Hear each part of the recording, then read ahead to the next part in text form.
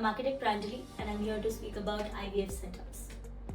So let's start with key considerations for designing an IVF lab. First being the ventilation and sterilization.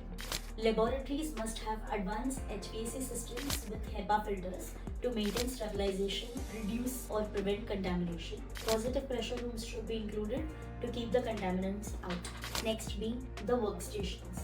Workstations should be ergonomic with ample counter space with a lot of storage to store reagents and equipment. These workstations that we provide in the laboratories must be of non-reactive and non-porous material. We normally recommend our clients to go for a stainless steel workstation or a natural stone like granite. Now let's discuss OT theaters in an IVF. First would be the sterile conditions. So to maintain sterile conditions in the operation theaters, we recommend going for a modular operation theater fit with laminar airflow systems to maintain the risk of infections. Use of non-reactive and non-porous materials on the walls.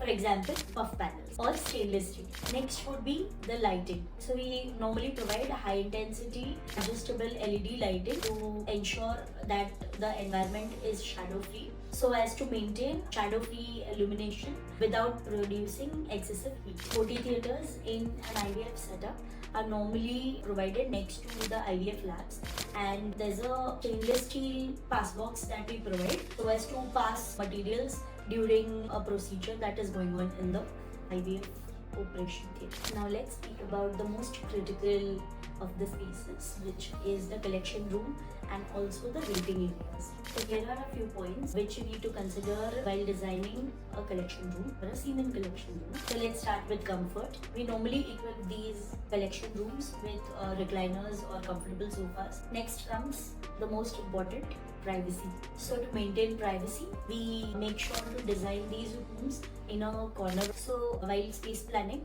we normally put these areas, collection areas, away from the waiting areas or from the public places so as to maintain the privacy. Again, these rooms are made sure to be soundproof to ensure patient privacy and a quiet environment so as to maintain a soothing environment in these collection areas or collection rooms. We use calming colors.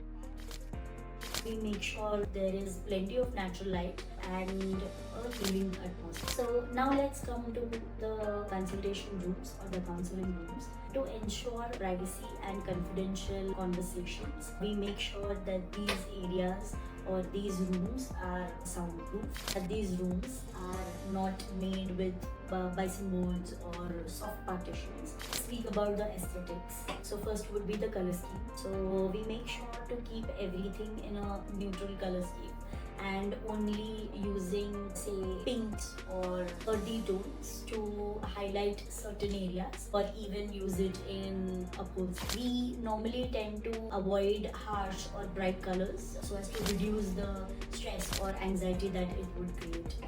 Next would be the lighting. We use a combination of natural lighting and artificial lighting with a bit of mood lighting or ambient lighting as we call it to create brighter and welcoming environment. We make sure to incorporate a lot of large windows or skylights wherever possible. So to sum up, we make sure that privacy of every patient is maintained in an IVF setup. So using acoustic panels wherever we are soundproofing a room, the easiest way to ensure soundproofing, we can use individual aesthetic room dividers or aesthetic partitions or design individual waiting pods in the waiting room so as to create privacy for couples who are awaiting their turn. We can also use room dividers or curtains in the post-procedure rooms or post-recovery rooms so as to maintain privacy. I hope these tips were useful. Make sure to like, share and subscribe to Hospitals India Private Limited for more such information. Thank you.